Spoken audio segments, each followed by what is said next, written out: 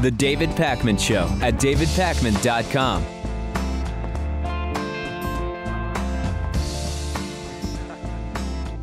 I have to start off today's show, I believe I have no choice, but to say I was wrong yesterday when I said, listen, we're talking about moving some aircraft carriers into the Iraq area.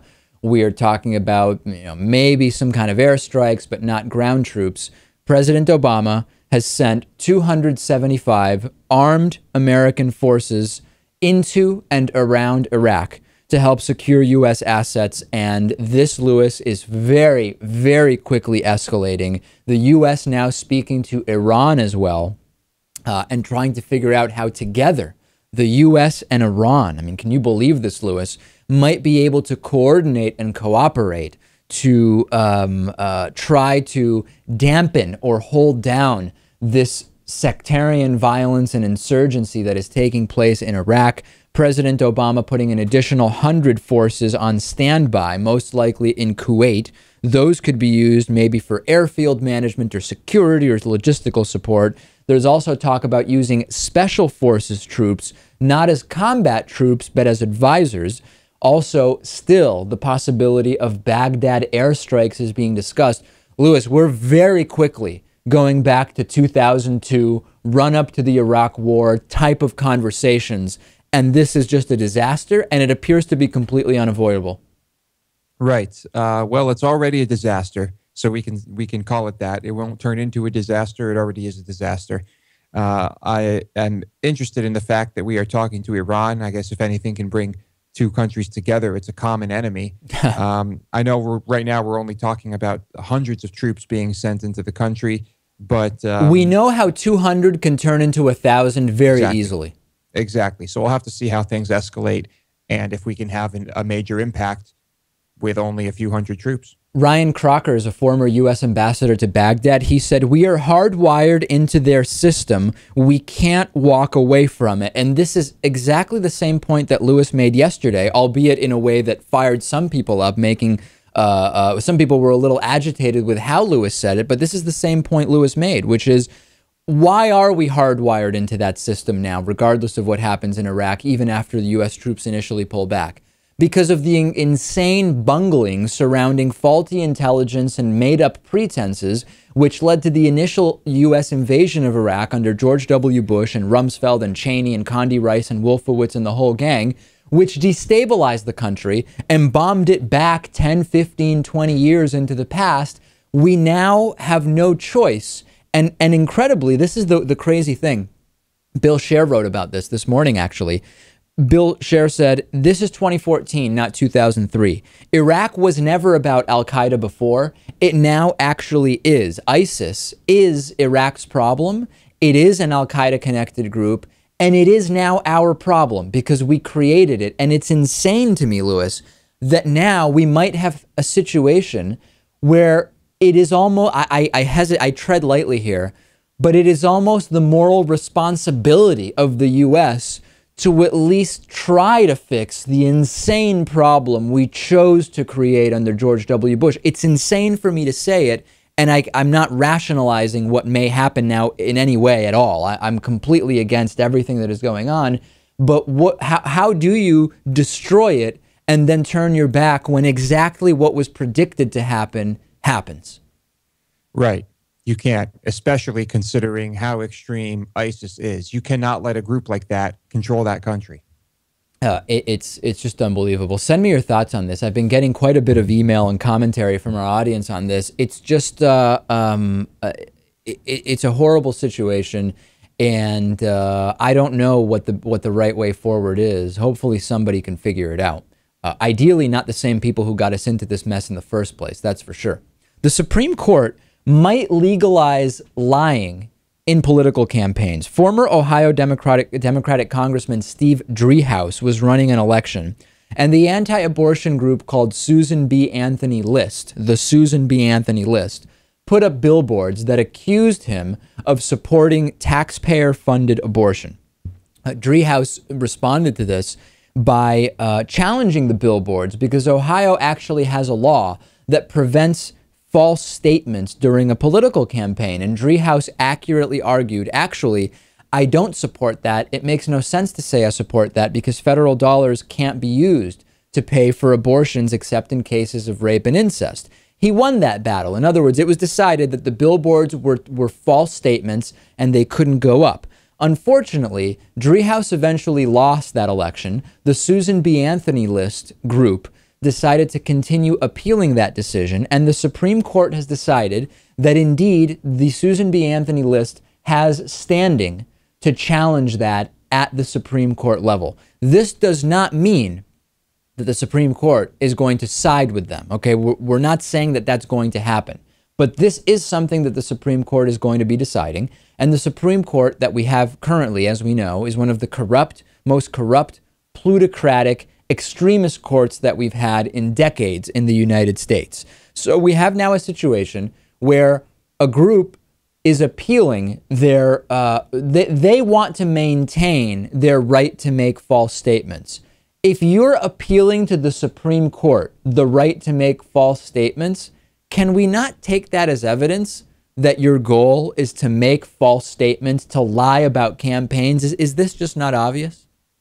I think it seems pretty clear. I mean, it seems to me that you can already lie in campaigns. I mean, all the time we see attack ads and statements that are completely false. We see candidates lying during debates, flat out lying to the American people, and they get away with it all the time. So I don't know. Should these groups be able to do the same thing? Well, remember, Lewis, that if you think about Republican and conservative ideology, most right-wing influence campaigns, be they billboards like this or kind of soft diplomacy and talking points spreading through right-wing media from campaigns in the Republican Party, whatever the case may be, most of the ideas on the right today are based on lies, myths, half-truths, and deception. Okay, so it's actually a really, really big deal to the American right to be able to continue lying in the same way that just calling yourself Fox News doesn't actually mean that you provide news. News is not a regulated term in the telecommunications industry. You have here campaign ads and campaign platforms that are also based on myths. If you take away taxes, the economy does really, really well. If you teach abstinence-only sex education, you'll end up with fewer abortions. All of this stuff is based on obvious myths, and they need the media system to allow them to perpetrate those myths and lies. That is true. And it seems like a monumental undertaking to try and rein in all of the myths and lies and misinformation. How do you even do that? Here we have one case where I guess justice was served. But if you look at the entire country and all of the crap we have to filter through, how do you rein that in? It seems impossible.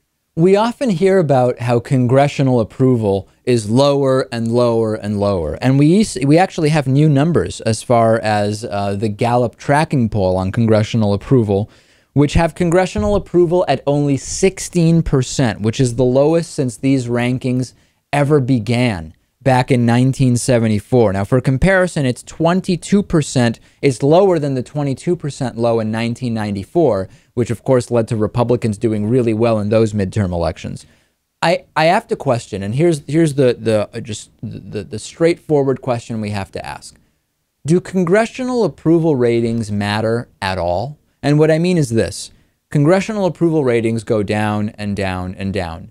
But individual approval ratings for your congressperson aren't being affected in the same way. And what I think this leads back to is this idea that voters think Congress overall is doing a terrible job, but they don't really think it's their elected representatives' fault. In other words, the institution is really unable to do anything, but the person they voted in is actually doing okay. And this is supported by the data, right? The incumbent typically has more money in every campaign, and the candidate with more money typically wins. So in spite of record low congressional approval, it's still not getting easier to knock out incumbents. Do you think, Lewis, that this dynamic where, yes, I disapprove of the job Congress is doing, but I don't specifically link it to my elected official, so I'm still going to vote for them to stay in, is that a factor here?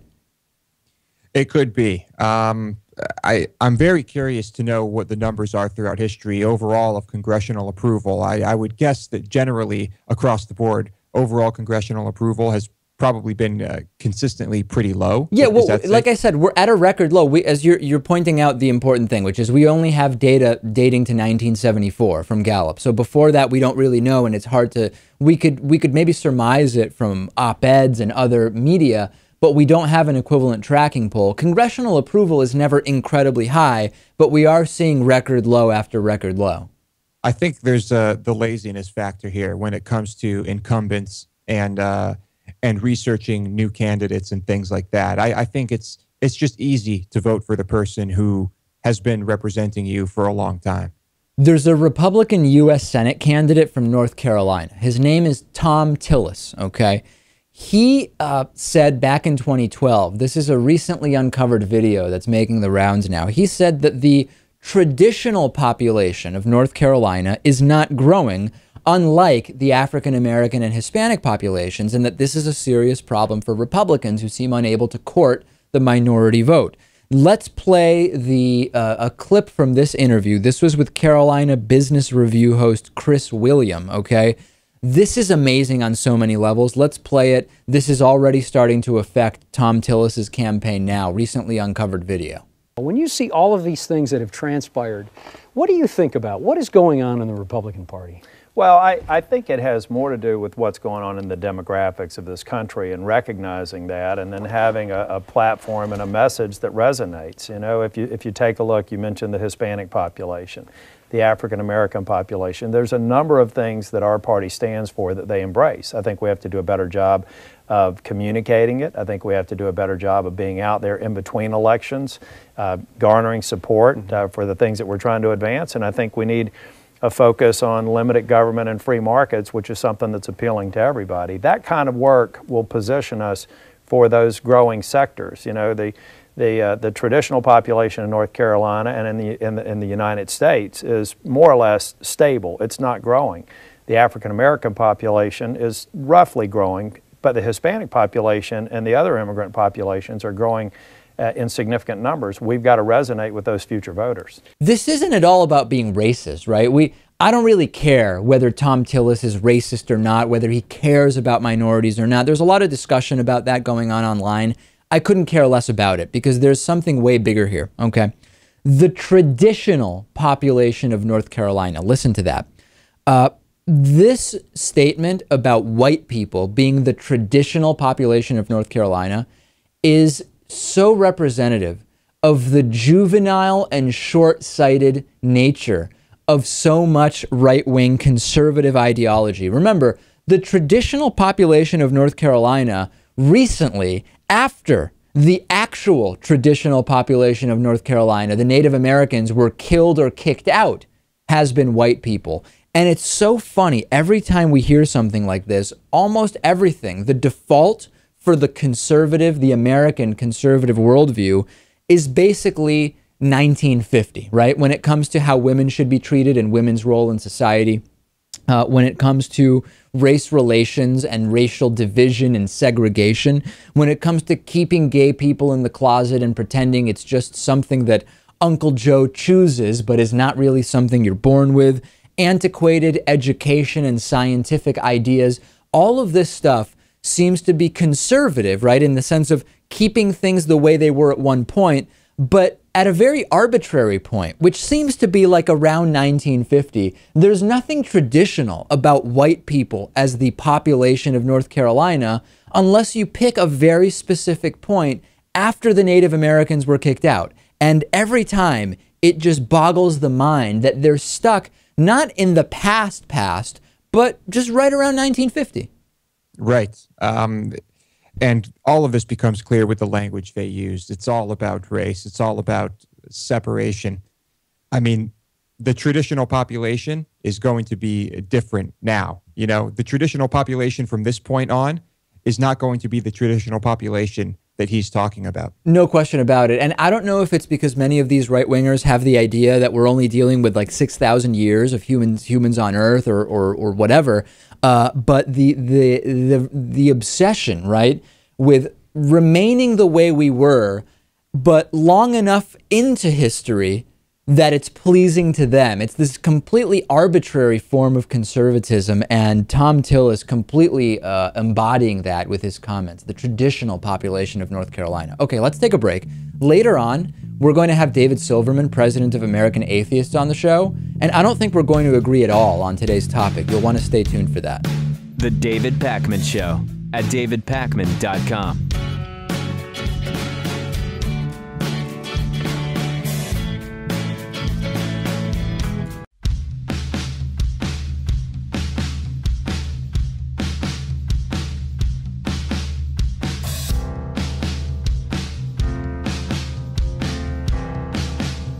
Welcome back to the David Pakman Show. The David Pakman Show membership program is made possible in part by liberalbias.com. Liberalbias.com shows you how to unskew those uncomfortable facts so that they'll fit nicely into the conservative worldview. Find out how to unskew reality at liberalbias.com. Today's new member of the day is Roddy De La Garza, down from Texas, not too far from where Lewis is, the Texas Bureau of the David Pakman Show. Roddy De La Garza, today's David Pakman Show member of the day. You can join Roddy by going to davidpakman.com/membership. You also get the bonus show as a David Pakman Show member. On today's bonus show, Lewis will tell us about an insane dog sitting situation that took place over the weekend. I've heard parts of this story. It's utter insanity. You're not going to want to miss it. davidpakman.com/membership. Rick Perry has epically flip-flopped on the government's role in marriage. Brace yourselves for this, because this is, they say everything's bigger in Texas. I was down there last week. Things are quite large there. Apparently the flip-flops are really, really big down there. This is Rick Perry, the Republican governor. Last week, he got into some hot water because he, number one, defended Texas embracing so-called reparative therapy for gay people, where you go to therapy and they kind of fix your gayness, where you no longer choose to be gay. I guess that's kind of the way they see it. And in defending reparative therapy, which has been completely debunked scientifically and medically, Rick Perry said, "I may have the genetic coding that I'm inclined to be an alcoholic, but I have the desire not to do that. And I look at the homosexual issue the same way." So after saying that, after somewhat, in some weird way, equating alcoholism to homosexuality, Rick Perry went on MSNBC to try to smooth things over.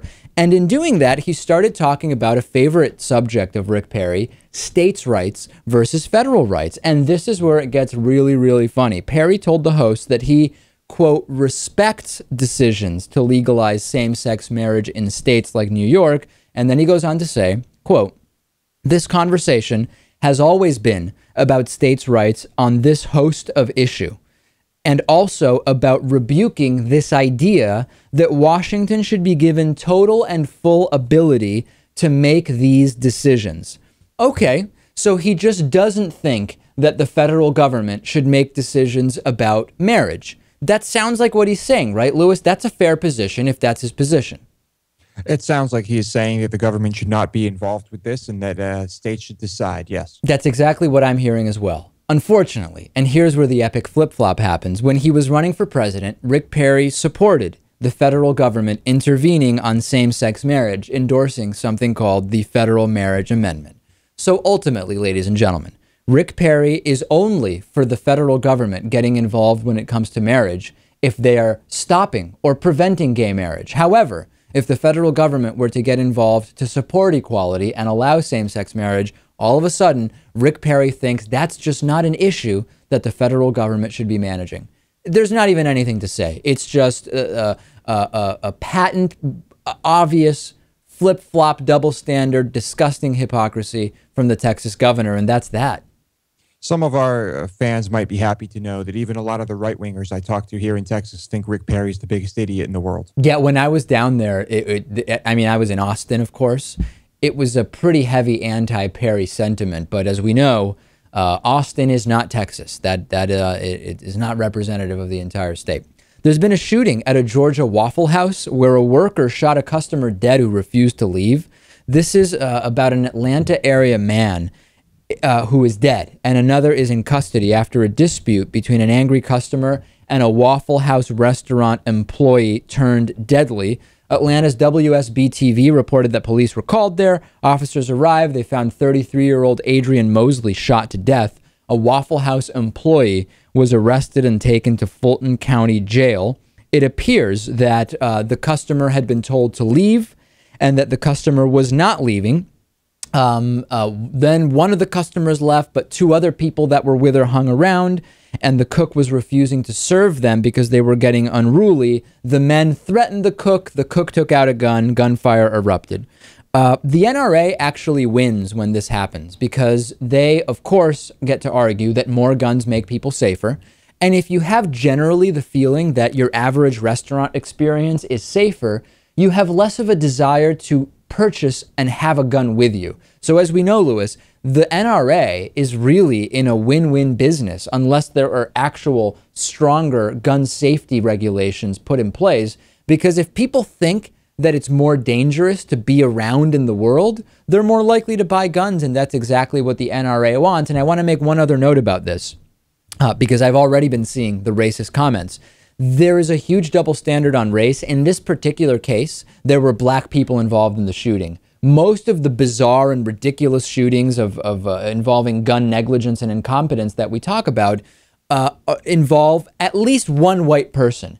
And when white people are involved in these shootings, never do these people email me looking at the shooting through the lens of race. However, this time there are black people involved, and it's dangerous black people with guns that are really the problem in this country. This is an example of white privilege, which is you have the privilege as a white person of doing something stupid with your gun and people analyzing what you did not through the lens of race. It's just an example of the kind of subtle nature of white privilege.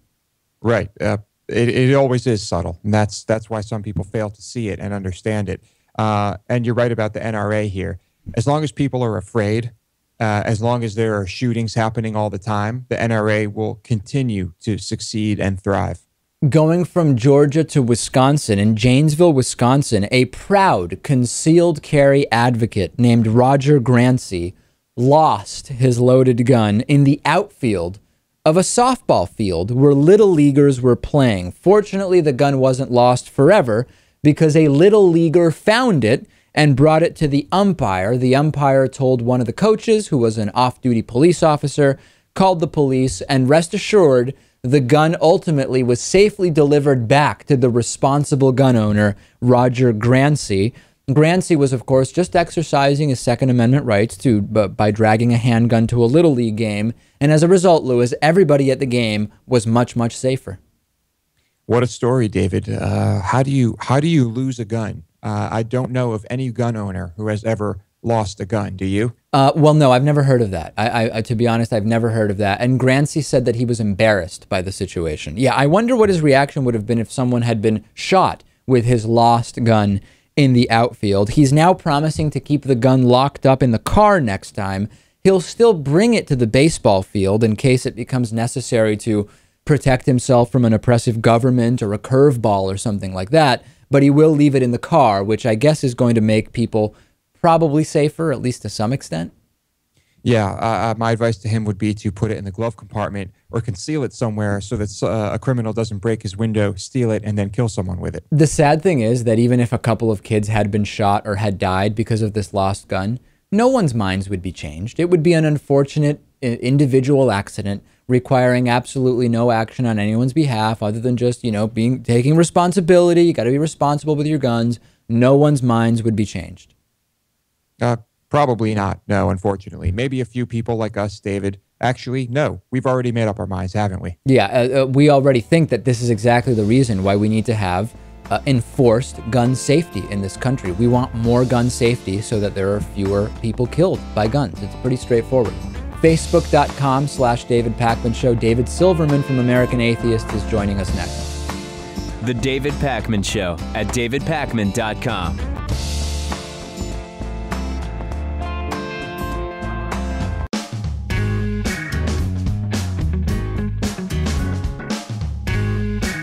Welcome back to the David Pakman Show.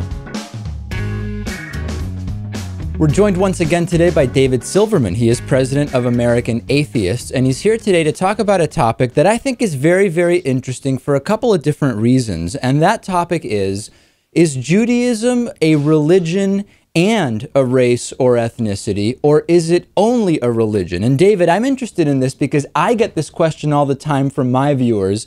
I have my answer. Let's start with you. First of all, why do you even care about this question? In other words, why is it important?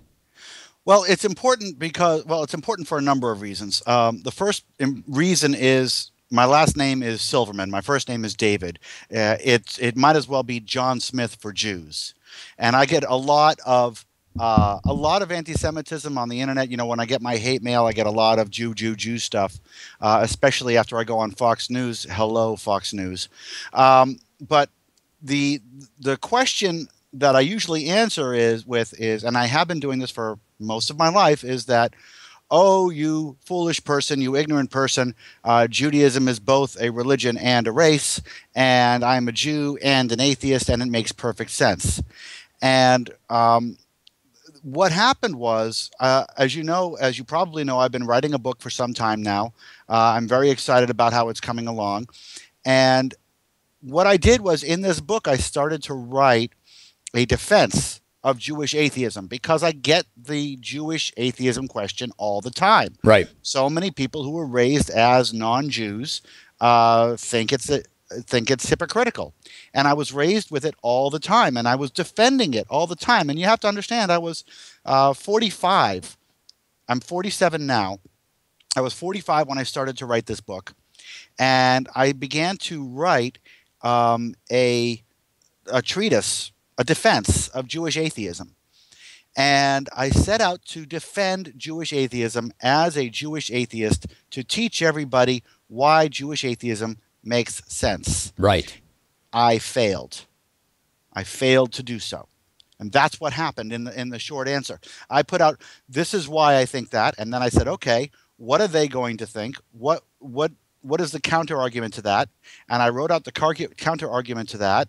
And then I went back and forth in my mind for the whole thing. And I kept coming to the same conclusion, that it's crap, that it's wrong.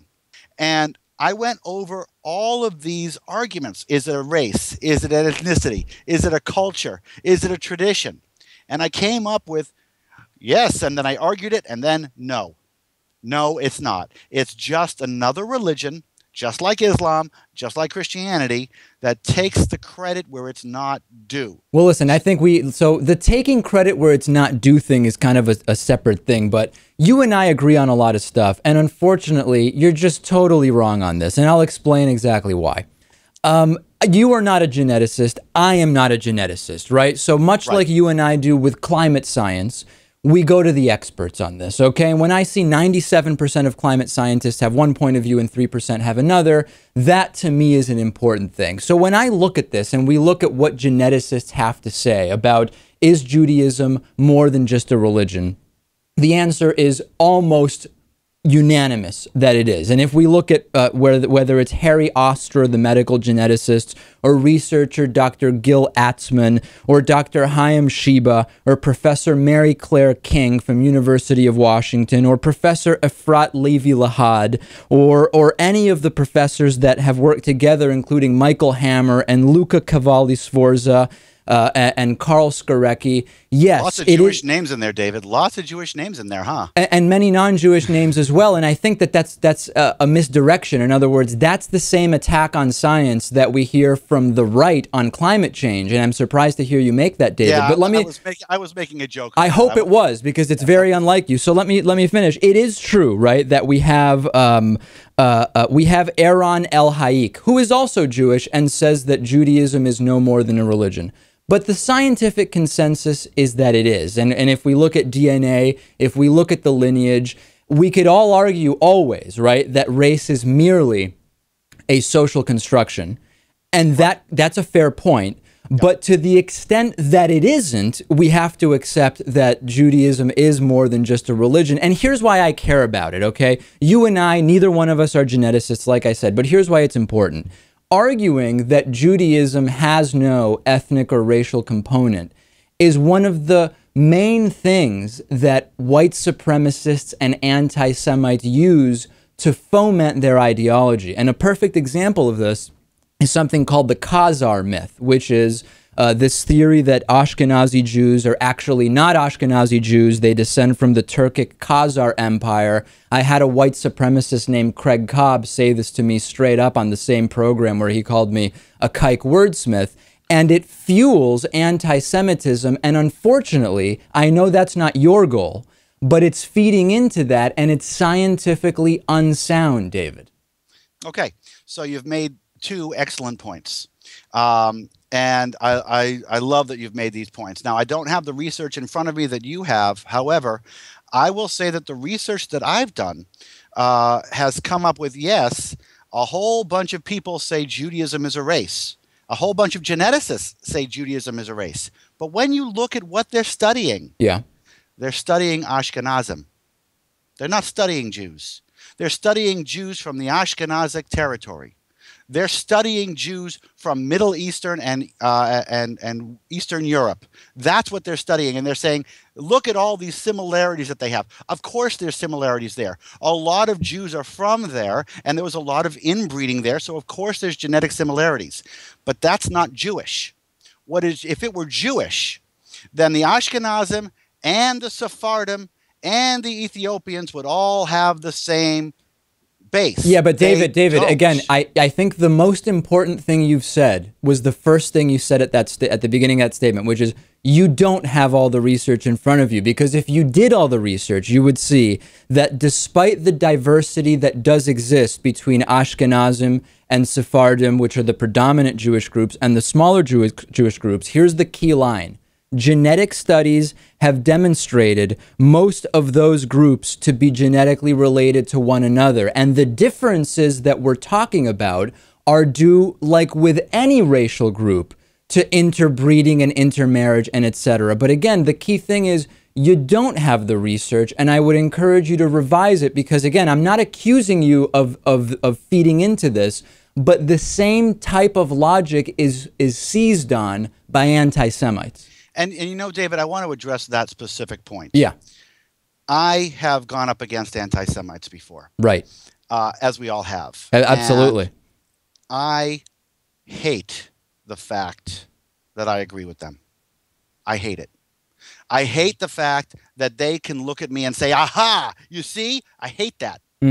I hate that so much. And I agree with you. But I still think it's the truth. Well, and that's exactly the point. If I agreed with you that it was the truth, I would say, you know, it is sad that we happen to agree with anti-Semites on this. Unfortunately, like I said, the overwhelming scientific evidence, which, as you admitted, you don't have, does not agree with you. It just doesn't agree with you, and that's why it's so concerning to me, because inadvertently, I think you don't need to separate Jewish religion from Jewish ethnicity to make the very astute critiques that you make of the Jewish religion, right? I don't think you need it, which is why I find it unfortunate that you're taking this line of reasoning. I am not saying I have not done the research. Okay. I'm saying I've read the research. I'm saying I don't have that research fresh in my mind and in front of me. Fair enough. You're looking at things in front of you, and unfortunately, maybe we should try this again after I've looked at your research and we can discuss the actual points. Right. What I'm saying is the research that I saw over and over again said Jew, Jew, Jew, but when you took it one step deeper, it was Ashkenazic only almost all the time. Well, you should look at more research then. You should look at more research then, because there's widespread stuff that goes well beyond that. Yeah. I'm happy to, David. I'm happy to. I want to be right. Okay, I'm not here to be stubborn. I'm not here, and I'm certainly not here to take the sides of the anti-Semites. However, I've looked at this from every angle that I could see. And I want you to understand, David, I understand. I'm 47 years old. Right. It's hard to be 45 years old and get confronted with fact after fact that takes your that indoctrinates you. It's hard to do that. I didn't want to do that. I don't like the anti-Semites who said Judaism is not a race. I don't like them. I don't want to help them. I don't want to do anything that helps them at all, or any hate group. I'm not about that at all. Right. What I am about is honesty and truth. And when I looked at all I saw, and I did look at quite a bit, it was all about calling Ashkenazics Jews and then extrapolating that definition to all Jews. No, I hear you. And again, this is something I've been following for, I'm only 30, but I've probably been in some way researching this for the last 16 years in some way, shape, or form. I don't accuse you of doing anything deliberately here or excluding information that would disprove what you're saying. I think you're just. I think you're just wrong on that, and of course, this is not an attack on American atheists. All of the other critiques we've talked about, I completely agree with. I would just urge you, and I know we're running out of time here. I would just say revisit this one and see if you really continue to feel you're right about it, because the science does not agree with you. Well, I'm happy to do that, David. I'll tell you what. Let's do that. Why don't you send me your research? Okay. Send it to me. Okay. Yeah. And try and change my mind. If you're successful in changing my mind, I'll come back on your show and I'll thank you for it. Well, and again, it's not so much for me to change your mind. I think that that's something we're getting bogged down in. It's more about what does the science say, and why is it that we are differing on what we interpret the science to be saying. So we'll share data and then we'll follow up. Absolutely, it'll be fun, and we'll both learn from the experience, and that is skepticism.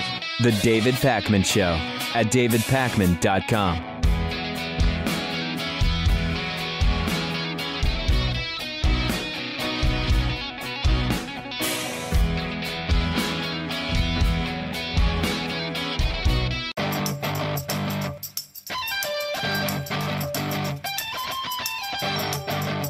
The David Pakman Show at davidpakman.com.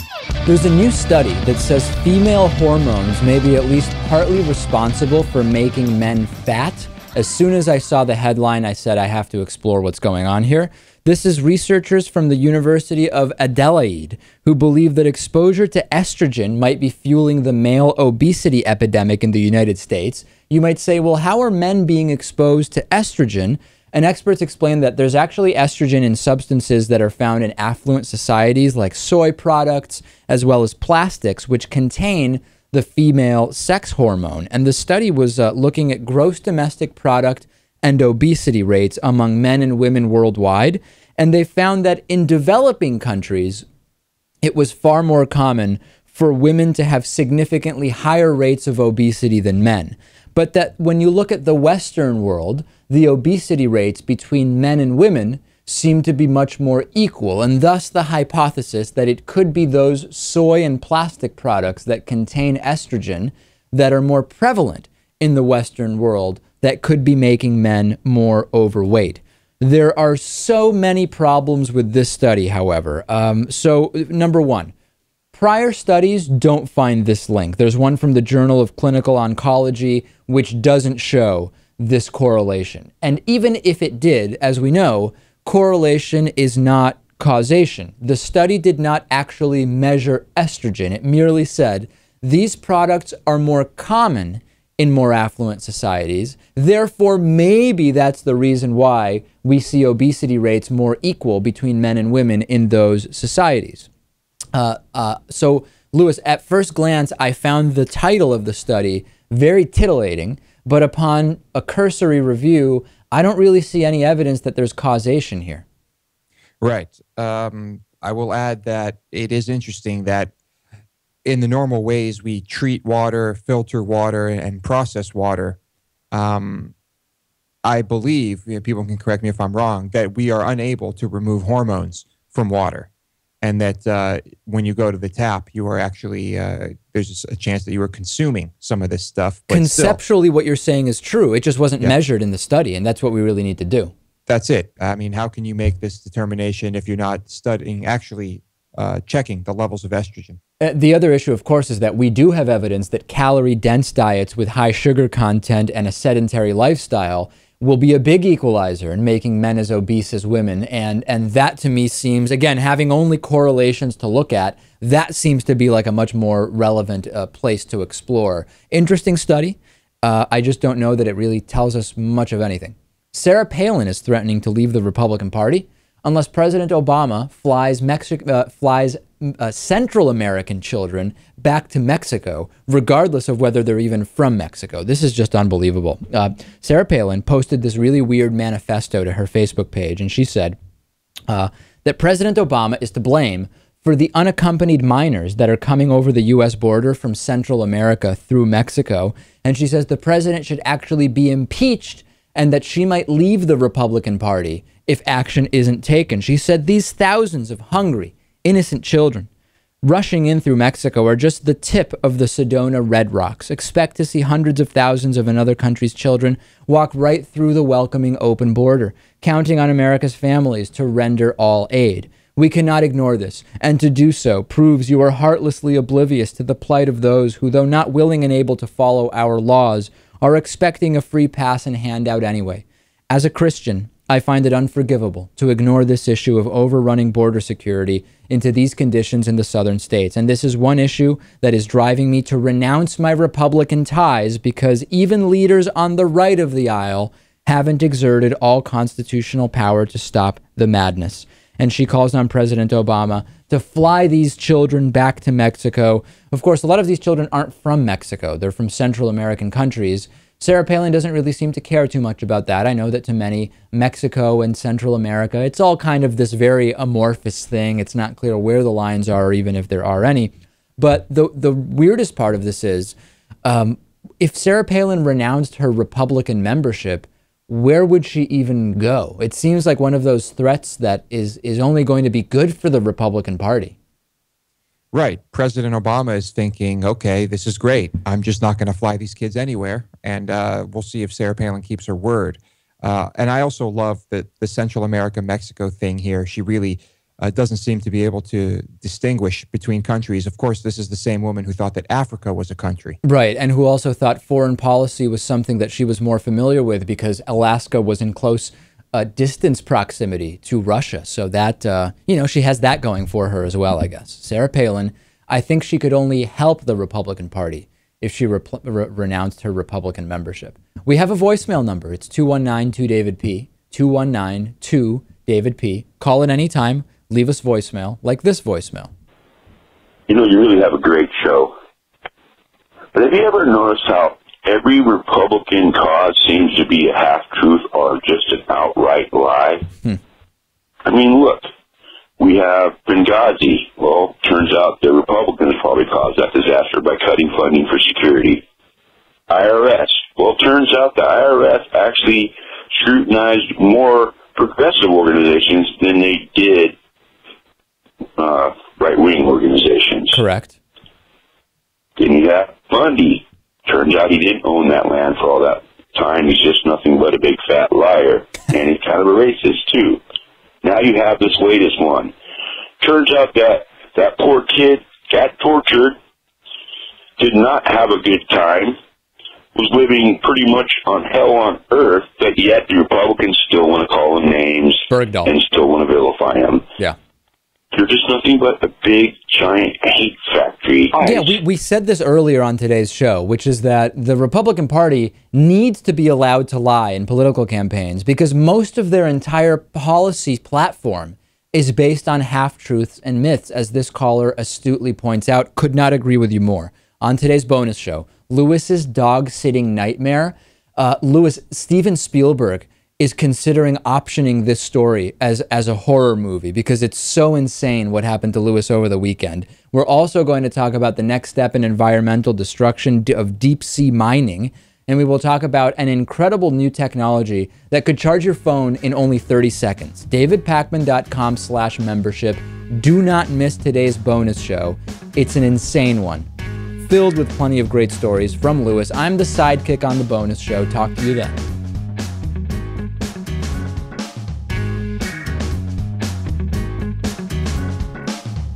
The David Pakman Show at davidpakman.com.